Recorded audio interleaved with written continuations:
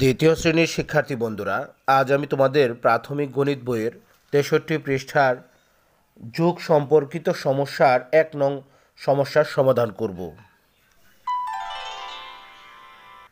শিক্ষার্থী বন্ধুরা দেখো, যোগ সম্পর্কিত সমস্যা।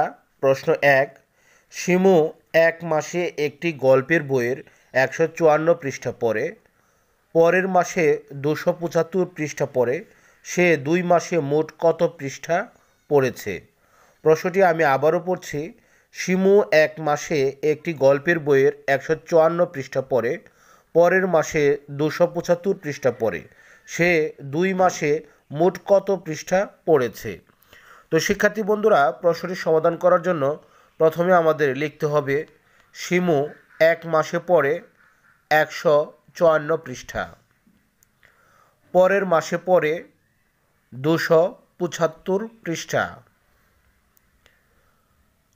সে ২ মাসে মোট পড়ে।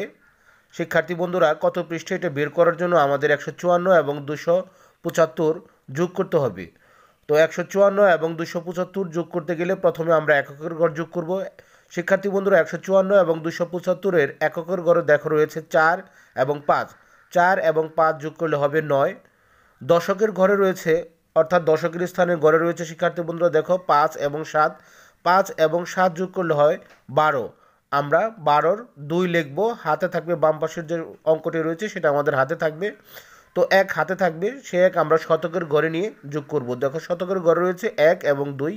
১ এবং ২ যোগ করলে হয় ৩ এবং হাতে ছিল আমাদের ১, ৪। তাহলে ফলাফল দাঁড়ালো ৪২৯ পৃষ্ঠা। তো ১৫৪ এবং ২৭৫ যোগ করলে হবে ৪২৯। তো সে ২ মাসে মোট পড়ে ৪২৯ পৃষ্ঠা। উত্তর ৪২৯ পৃষ্ঠা। তো শিক্ষার্থী বন্ধুরা, আজ আর নয়, আবার কথা হবে পরবর্তী ক্লাসে। ধন্যবাদ।